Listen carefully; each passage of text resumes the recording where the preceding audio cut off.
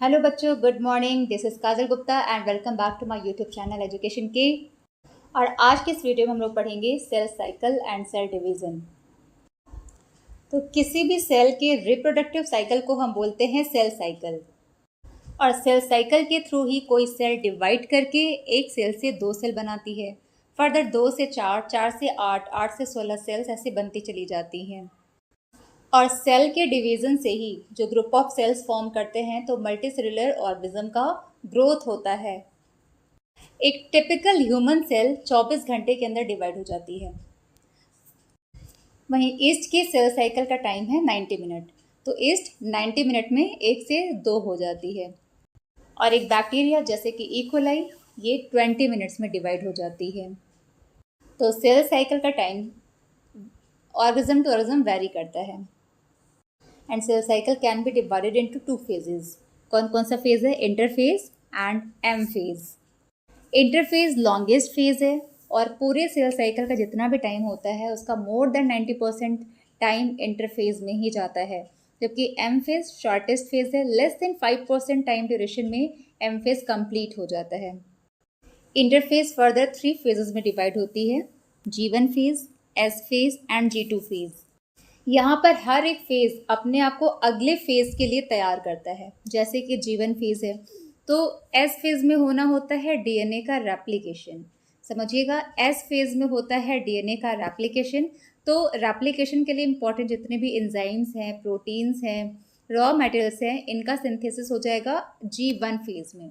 ठीक है, तो G1 फेज में क्या होता है? प्रोटीन का सिंथेसिस, एंजाइम का सिंथेसिस और जो भी रॉ मटेरियल्स होंगी ना डीएनए रेप्लिकेशन के लिए, उन सबके सिंथेसिस G1 में हो जाएगा।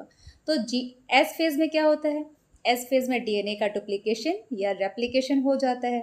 फिर G2 फेज में क्या होना है? तो देखिए, G2 फेज के बाद क्या आता है? एम फेज, है ना, जिसमें सेल डिवीज़न होना है। तो सेल डिवीज़न के लिए जो भी इंपॉर्टेंट प्रोटीन्स हैं, जो भी ऑर्गन का डुप्लीकेशंस होना है, ऑर्गेनेल्स का डुप्लीकेशन होना है, ये सब कुछ G2 फेज में होगा। तो G2 phase prepare for mitosis. तो यहाँ पर क्या होता है? Preparation for the mitosis. तो ये G1, S एंड G2 ये इंटरफेस का टाइम ड्यूरेशन है और 90%, 95% से ज़्यादा टाइम इस फेज को कंप्लीट करने में लग जाता है। यदि एक ह्यूमन सेल 24 आवर्स में डिवाइड होता है, सेल साइकिल 24 आवर्स का है, तो उसमें 23 आवर्स इंटरफेज लेकर के जाता है। केवल 1.5 आवर्स या 1 आवर्स के करीब ही एम फेज में इंक्लूड होता है। और इसके बाद है सेकेंड फेज एम फेज, यानी कि इसमें माइटोसिस की प्रोसेस होती है। माइटोसिस में भी कुछ फेजेस होते हैं, जैसे प्रो फेज, मेटा फेज, एना फेज, टेलो फेज।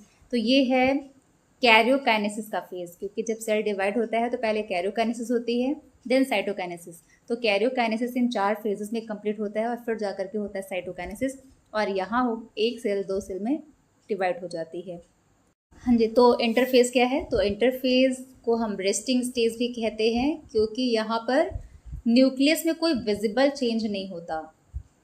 यानी कि सेल के न्यूक्लियस या सेल जो है खुद को प्रिपेयर तो कर रही है डिवीज़न के लिए, मेटाबॉलिकली एक्टिव है, अंदर काम चल रहा है, लेकिन विजिबल चेंज नहीं होता है इसमें, इसलिए इसको रेस्टिंग फेज भी कहते हैं।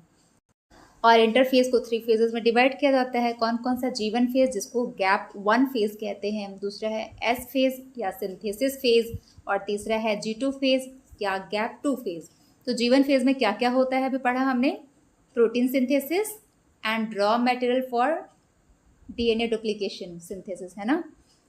एस फेज में क्या होता है? डीएनए का डुप्लीकेशन या रेप्लिकेशन भी बोलते हैं। तो DNA replication and centriole duplication, जो सेंट्रियोल्स होते हैं न्यूक्लियस के बाहर प्रेजेंट होते हैं एनिमल सेल में, ये डुप्लीकेट कर जाएगा। और इस फेज में डीएनए का रेप्लिकेशन तो हो रहा है, यानी कि डीएनए का अमाउंट इंक्रीज होगा। ठीक है, डीएनए अगर 2C है, सपोज ये 2C है, तो एस फेज कंप्लीट होने के बाद क्या हो जाएगा? 4C हो जाता है। तो अमाउंट तो बढ़ गया, लेकिन नंबर ऑफ क्रोमोसोम वो इंक्रीज नहीं होता है। ठीक है, डीएनए का अमाउंट बढ़ता है, डबल होता है, डीएनए का नंबर या क्रोमोसोम नंबर इंक्रीज नहीं होता है। ठीक है, तो 2n है, अगर डिप्लॉइड है सेल तो डिप्लॉइड ही रहता है एस फेज के बाद भी, तो वो 2n का 2n ही रह जाता है। G2 फेज, गैप 2 फेज, इसमें क्या होगा? यहाँ पर प्रोटीन की सिंथेसिस होती है, जिनकी ज़रूरत सेल डिवीज़न यानी कि माइटोसिस में होने वाली है। और इस फेज़ में भी सेल ग्रोथ कंटिन्यू होता रहता है। सेल ग्रोथ का मतलब हुआ कि सेल ऑर्गेनल्स इंक्रीज़ हो रहे हैं, सब डबल हो रहे हैं। तो ये जो ऑर्गन्स वगैरह डबल हो रहे हैं, कंटेंट डबल हो रहे हैं, प्रोटीन एंजाइम्स डबल हो रहे हैं, तो साइटोप्लाज्मिक रेशियो इंक्रीज़ करता है। तो क्लियर है जीवन फेज में क्या हुआ। जीवन फेज में प्रोटीन सिंथेसिस हुआ, रॉ मटेरियल सिंथेसिस हुआ। एस फेज में DNA duplication, centriole duplication. G2 phase में भी प्रोटीन सिंथेसिस होता है और सेल ग्रोथ होता रहता है। G1S G2 तो हमने समझ लिया। अब हम समझते हैं G0 फेज, जिसे हम बोलते हैं क्विसेंट स्टेज। देखिए एनिमल सेल्स में, एडल्ट एनिमल्स में कुछ ऐसी भी सेल्स होती हैं जो सेल डिवीज़न नहीं करती हैं, ठीक है, जैसे कि हार्ट सेल्स, वो डिवाइड नहीं करती हैं।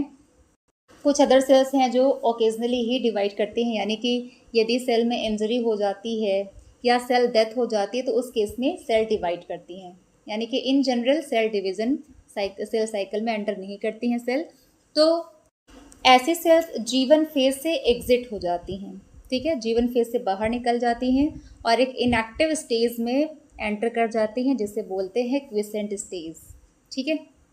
तो क्या होता है क्विसेंट स्टेज? जब कोई सेल सेल साइकिल में एंटर नहीं करता, सेल डिवाइड नहीं करता, तो वो जीवन फेज से बाहर आ जाता है और एक इनएक्टिव स्टेज में एंटर करता है, जिसे बोलते हैं क्विसेंट स्टेज, G0। तो क्विसेंट स्टेज में भी सेल मेटाबॉलिकली एक्टिव होती हैं, क्योंकि cell is the functional unit of life. तो सेल के अंदर काम तो चल रहा होता है, मेटाबॉलिकली वो एक्टिव होती है, लेकिन वो प्रोलिफरेट नहीं करती है, सेल डिवीज़न के प्रोसेस में एंटर नहीं करती हैं। अब आपने समझ लिया, तो अब जल्दी से बताइए कि सेंट्रियोल का डुप्लीकेशन किस फेज में होता है? जी हाँ, एस फेज में होता है। डीएनए रेप्लिकेशन एस फेज में होता है। एम फेज का टाइम पीरियड लेस देन 5%। तो नेक्स्ट पढ़ेंगे एम फेज, जिसमें हम पढ़ना है माइटोसिस।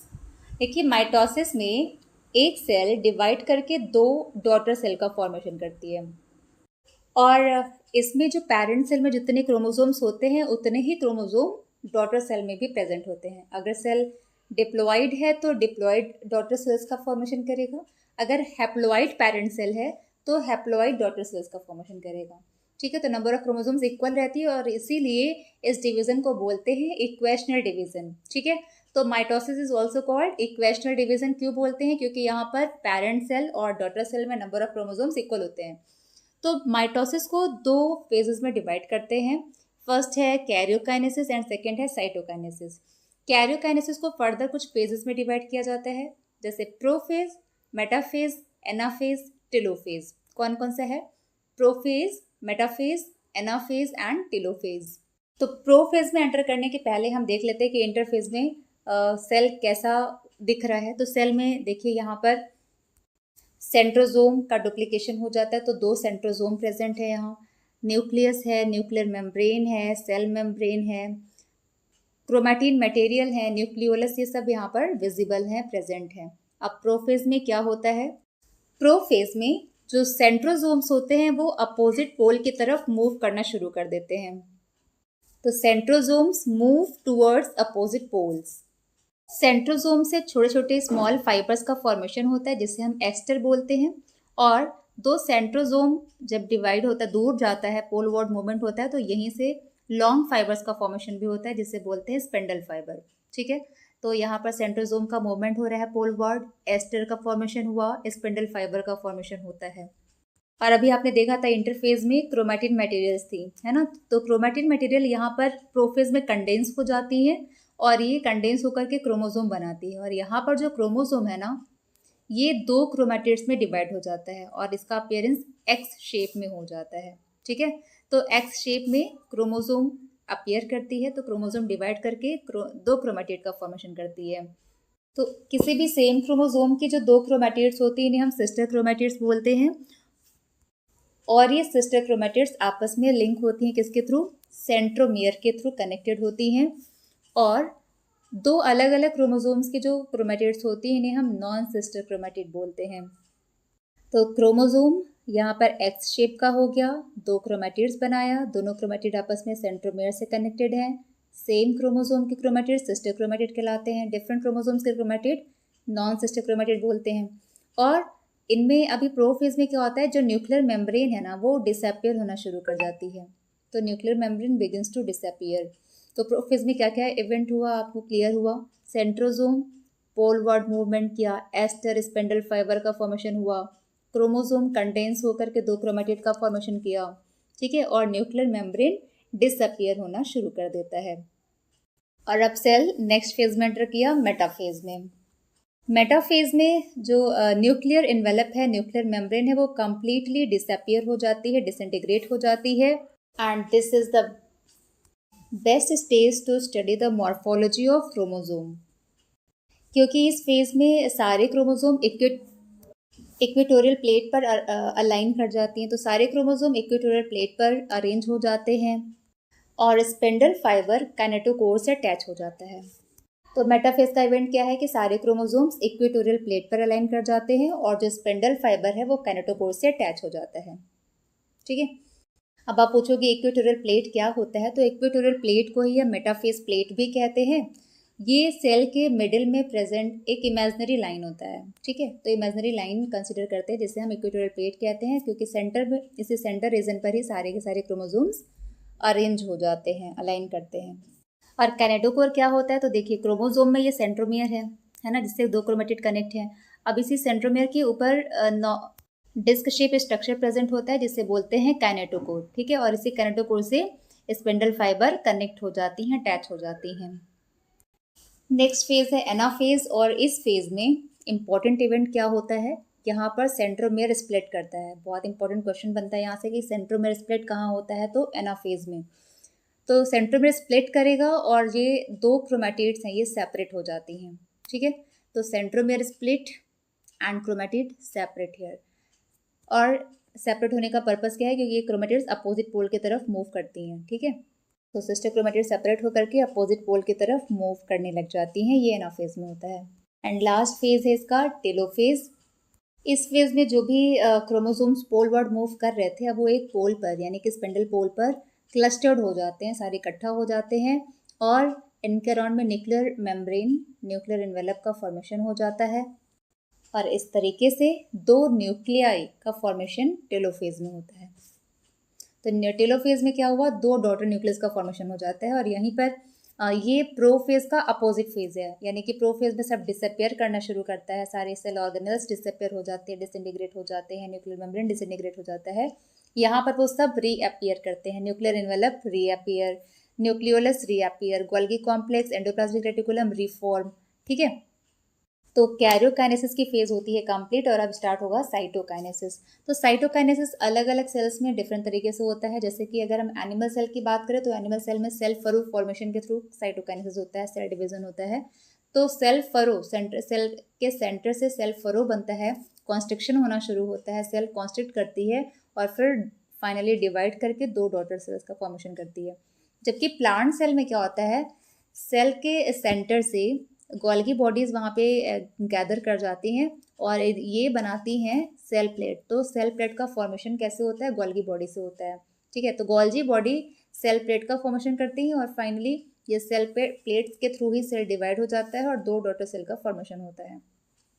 साइटोकाइनेसिस क्लियर हो गया। एनिमल सेल में कैसे होता है, सेल फरो फॉर्मेशन के थ्रू साइटोकाइनेसिस होता है। जबकि प्लांट सेल में कैसे होता है, सेल प्लेट फॉर्मेशन के थ्रू साइटोकाइनेसिस होता है प्लांट में। तो सेल प्लेट का फॉर्मेशन किसके थ्रू हो रहा है, गोल्जी बॉडी। तो गोल्जी एपरेटस, गोल्जी वेसिकल्स ये हैं जो इकट्ठा हो जाती हैं मिडिल ऑफ द सेल और वो बनाती हैं सेल प्लेट। अगर आपको सेल साइकिल अच्छे से समझ में आ गया है तो हम रिकॉल करते हैं माइटोसिस को। तो माइटोसिस में पहला फेज कौन सा है, प्रोफेज है। प्रोफेज में कौन कौन से इवेंट होते हैं, तो सबसे पहले यहाँ पर सेंट्रोजोम का क्या हो रहा है, पोल वार्ड मूवमेंट होता है। सेंट्रोजोम से क्या क्या बनती हैं, एक तो एस्टर फॉर्मेशन, दूसरा स्पेंडल फाइबर फॉर्मेशन होता है, ठीक है। और इस फेज में क्या हो रहा है, न्यूक्लियर मेम्ब्रेन डिसइंटीग्रेट कर जाती हैं और क्रोमोसोम डिवाइड करके दो क्रोमेटिड फॉर्म कर लेती हैं। क्लियर है। तो प्रोफेज में क्या क्या तीन इवेंट आपको याद रखने हैं। एक तो सेंट्रोजोम से रिलेटेड दो टर्म, सेंट्रोजोम पोल वार्ड मूव किया, एस्टर बना, स्पेंडल बना। फिर यहाँ न्यूक्लियर मेम्ब्रेन डिसइंटीग्रेट किया और क्रोमोसोम डिवाइड करके दो क्रोमेटिड का फॉर्मेशन करता है, ठीक है, ये दोनों क्रोमेटिड आपस में किससे जुड़ी हैं, सेंट्रोमियर से, और सेम क्रोमोसोम की क्रोमेटिड सिस्टर होती हैं, अदर अदर क्रोमोसोम की क्रोमेटिड नॉन सिस्टर होती हैं। और अब सेकेंड फेज क्या होता है बताओ, मेटाफेज। मेटाफेज में क्या होता है, सारे के सारे chromosomes middle of the cell यानी कि मेटाफेज प्लेट या इक्वेटोरियल प्लेट पर अलाइन करती हैं। और दूसरा इवेंट क्या होता है, स्पेंडल फाइबर काइनेटोकोर से अटैच हो जाती हैं। तीसरा फेज क्या है, एनाफेज। एनाफेज में क्या होता है, सेंट्रोमियर का डिवीजन। तो सेंट्रोमियर डिवाइड किया और जो क्रोमेटिड्स हैं इनका पोलवार्ड मूवमेंट शुरू होता है। तो centromere division and poleward movement of chromatids, ये एनाफेज में हुआ। नेक्स्ट फेज क्या है, टेलोफेज। तो टेलोफेज में क्या चीज़ें होती हैं, ये प्रोफेज का अपोजिट है। तो यहाँ पर nuclear membrane reappear, nucleolus, Golgi body, ER reappear. तो टेलोफेज में 2 डॉटर न्यूक्लियाई का फॉर्मेशन हो जाता है, this is opposite to the prophase. Karyokinesis तो कंप्लीट। अब इसके बाद क्या होगा, साइटोकाइनेसिस। तो साइटोकाइनेसिस में क्या होता है, सेल का डिवीजन हो जाता है, साइटोप्लाज्म का डिवीजन होता है और 1 से 2 डॉटर सेल का फॉर्मेशन हो जाती हैं। अच्छा, यहाँ पर एनिमल सेल में कैसे होता है सेल डिवीजन, सेल्फ फॉर्मेशन के थ्रू। प्लांट सेल में कैसे होता है, सेल प्लेट के थ्रू। अब नेक्स्ट क्या है, सिग्निफिकेंस ऑफ माइटोसिस। क्या इंपॉर्टेंस है इसका, देखिए डिप्लॉइड सेल से डिप्लॉइड डॉटर सेल का फॉर्मेशन करना है तो क्या करना होगा, माइटोसिस। आपने पढ़ा है एसेक्सुअल रिप्रोडक्शन मोड, अमीबा है, अमीबा में, पैरामीशियम में, यूग्लेना, ट्रिप्नोसोमा, इन सब में क्या होता है, बाइनरी फिजन। इसमें भी एक पेरेंट सेल डिवाइड करके 2 डॉटर सेल बनाता है विद आइडेंटिकल जेनेटिक कंपोनेंट। दूसरा इंपॉर्टेंट क्यों है, मल्टी सेलुलर ऑर्गेनिज्म की ग्रोथ के लिए इंपॉर्टेंट है ना। तो पहले आप छोटे थे और अब आप बड़े हो गए, तो ये ग्रोथ कैसे हुआ, ग्रोथ सेल डिवीजन की वजह से हुआ। नई नई सेल्स बनती गई, एक गैदर होती गई और फिर इससे आपका साइज इंक्रीज करता गया। देखिए प्लांट सेल में जो सेल ग्रोथ होता है, सेल डिवीजन होता है, वो कहाँ होगा, कंटिन्यूअस सेल डिवीजन होता है मेरिस्टेमेटिक रीजन में, है ना। तो apical meristem, intercalary meristem, lateral meristems होती हैं जहाँ पर कॉन्टिन्यूअस ग्रोथ होता रहता है प्लांट का, और वो through out the life grow कर सकती हैं, है ना। तो प्लांट में through out the life growth होता है क्योंकि वहाँ पर मेरिस्टेमेटिक टिश्यूज प्रेजेंट होती हैं। तो यहाँ पर हमारा ये टॉपिक कंप्लीट होता है और हम अपने नेक्स्ट वीडियो में मेयोसिस के फेज को अपलोड करेंगे। तो keep watching and thank you.